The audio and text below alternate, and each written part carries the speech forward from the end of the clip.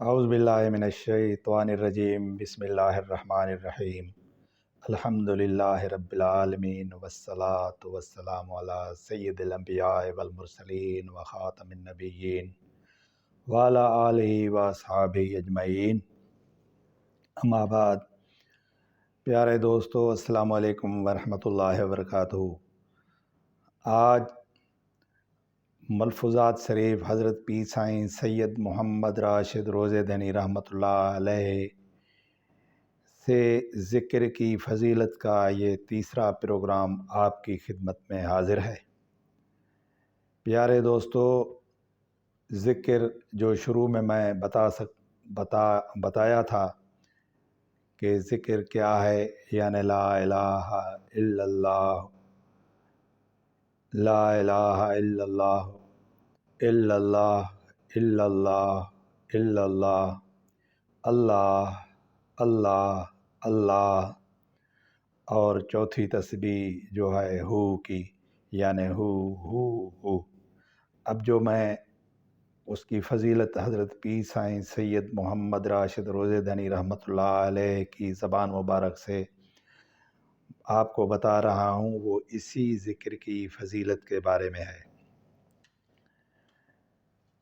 प्यारे दोस्तों, एक मर्तबा आपने हदीस शरीफ से ज़िक्र करते हुए फरमाया कि तमाम अज़कार में से बेहतरीन ज़िक्र ला इलाहा इल्लल्लाह है, और तमाम दुआओं में से बेहतरीन दुआ सूरह फ़ातिहा यानि अल्हम्द शरीफ, अल्हम्दुलिल्लाह शरीफ है।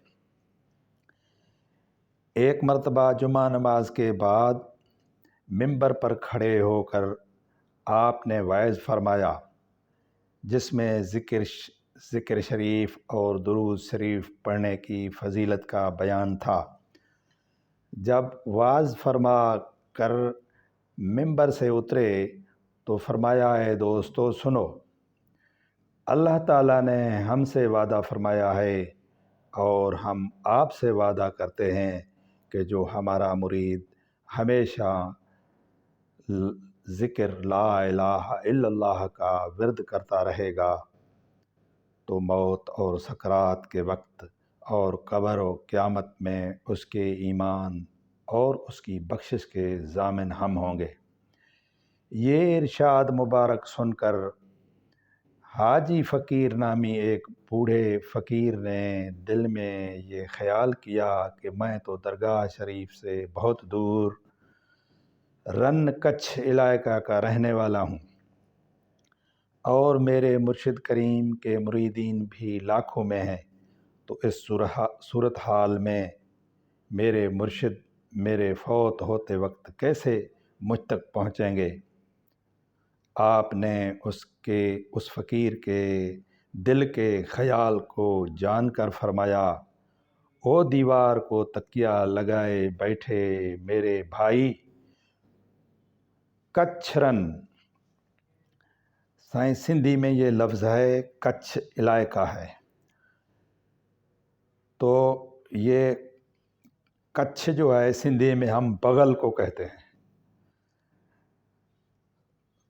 कच्छ सिंधी में बगल को कहते हैं। तो पीर साईं ने फरमाया, हज़रत पीर साईं सरदार ने फरमाया कि वो दीवार को तकिया लगाए हुए मेरे भाई, बैठे हुए मेरे भाई, कच्छ यानी बगल तो ये मेरे सीने के करीब है और हमारा बाजू और आगे है। आप मर कर तो देखें कि हम आपके पास पहुँचते हैं कि नहीं। तो साईं, ये ज़ाहिरी आप देख रहे हैं कि ये ज़ाहिरी सूरज जब ऐन दोपहर के वक्त उरूज पर होता है तो देखते हैं कि उसकी रोशनी ज़मीन के चारों कोने के ज़र्रे ज़र्रे पर होती है, और हर चीज़ सूरज को अपने ऊपर जलवागर महसूस करती है।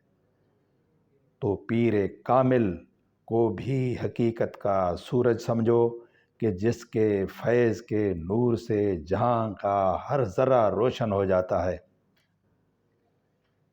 ایک مرتبہ آپ نے فرمایا کہ ذکر لا الہ الا اللہ کو جو باقاعدگی سے کرنے والا شخص لا الہ الا اللہ کو باقاعدگی سے کرنے والے شخص کا چہرہ نورانی ہو جاتا ہے، جو دور سے واضح نظر آتا ہے، اور جو شخص جس قدر ذکر کی ہمیشگی کرتا ہے، اللہ تعالیٰ اتنا ہی اس کے چہرے کو زندگی میں اور مرنے کے بعد روشن فرماتا ہے اور اس کی قبر کشادہ کرتا ہے۔ ایک مرتبہ آپ نے فرمایا، جو مرید میرا بتایا ہوا ذکر یعنی لا الہ الا اللہ کرتا رہے گا، قیامت کے دن اس کے ایمان کی ذمہ داری مجھ پر ہوگی، اور جو آدمی ذکر نہیں کرے گا وہ ہمارا مرید نہیں ہے۔ ایک مرتبہ آپ نے فرمایا کہ طالب کو سب سے پہلے لسانی ذکر میں ذوق پیدا ہوتا ہے، پھر قلبی ذکر میں، پھر فکر میں، اس کے بعد قرآن مجید کی تلاوت میں، بعد میں درود شریف سے، اور اس کے بعد تحلیل میں۔ اس طرح ذوق میں درجہ بدرجہ ترقی ہوتی چلی جاتی ہے، اور تمام مشاغل میں سے آخری شغل تحلیل ہے، یعنی لا الہ الا اللہ ہے۔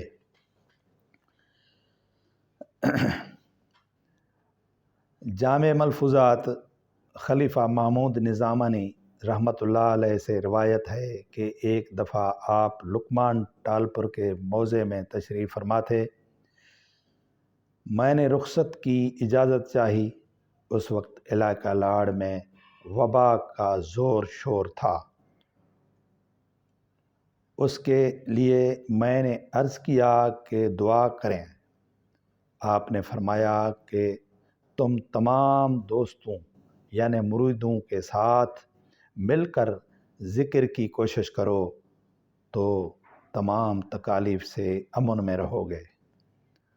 اسی سلسلے میں یہ فقیر یہ عرض کرتا ہے کہ جو بھی وبا اچانک آ جاتی ہے تو اس کے لیے میرے مرشد کے فرمان کے مطابق ذکر میں زور شور کیا جائے، کوشش کی جائے تو وہ تکالیف دور ہو جاتی ہیں۔ تو آج جو کرونا کے مرض یا وبا کا سلسلہ چل رہا ہے، جس میں پوری دنیا پریشان ہے، اور ہم خود ہمارا پاکستان بھی اس میں متاثر ہے، تو یقین جانیے اگر سب لوگ اللہ کا ذکر لا الہ الا اللہ لا الہ الا اللہ کا ورد کریں گے اور اس پر ہمیشگی کریں گے تو انشاءاللہ تعالی یہ وبا معدوم ہو جائے گی، ختم ہو جائے گی۔ خلیفہ میاں لقمان سے روایت ہے کہ ایک دفعہ آپ نے فرمایا کہ نقش بندی بزرگان نے ذکر خفی کو ذکر جہری پر ترجیح دی ہے۔ ذکر خفی کا مطلب ہے قلب میں اندر ہی اندر ذکر کرنا، زبان پر نہیں کرنا، اور ذکر جہری کا مطلب ہے اپنی زبان سے لا الہ الا اللہ زور سے پڑھنا۔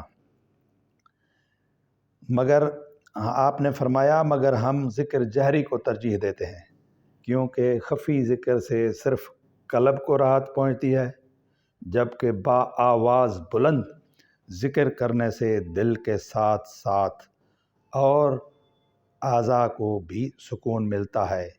کسی شاعر نے خوب کہا ہے کہ ذکر کن ذکر تا ترا جان است، پاکی دل ز ذکر رحمان است، یعنی جب تک روح اور جسم کا تعلق قائم ہے تب تک ذکر کرتے رہو، کیونکہ دل کی صفائی صرف ذکر الہی سے ہوتی ہے۔ میرے دوستو، یہ تیسری محفل ذکر کی پوری ہوئی۔ میں ان تمام دوستوں کا شکر گزار ہوں جو یہ میرا چینل دیکھتے ہیں، میری یہ کاوشیں سنتے ہیں، اور جن دوستوں نے میرا یہ چینل سبسکرائب کیا ہے، اور ان سب دوستوں سے یہی گزارش ہے سب سننے والوں سے کہ میرا یہ چینل سبسکرائب کریں، لائک کریں، اور مجھے اپنی آراء سے واقف کریں اور دوستوں سے شیئر کریں، تو آپ کی مہربانی ہوگی۔ اللہ تعالی ہم سب کو اللہ تعالیٰ کے ذکر کرنے کی توفیق بخشے۔ وما علینا الا البلاغ المبین۔